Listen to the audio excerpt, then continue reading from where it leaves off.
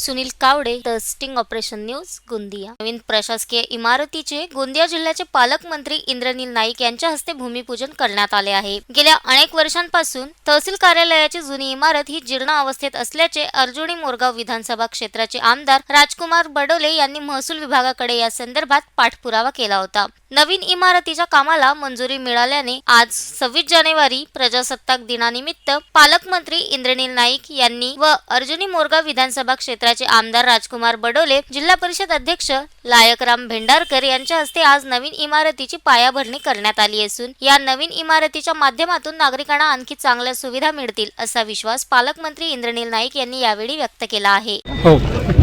भूमिपूजन म्हणजे प्रशासकीय इमारत ही कुठल्याही तालुक्याला किंवा जिल्ह्याला गरजेची असते।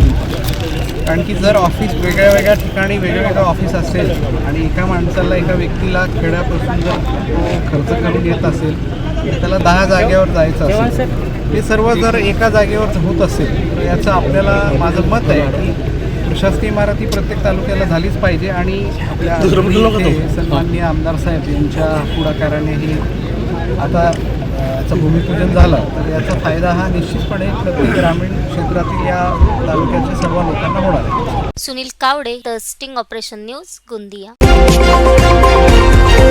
द स्टिंग ऑपरेशन न्यूज, सत्याचे दुसरे नाव, अन्यायावर लेखणीचा घाव।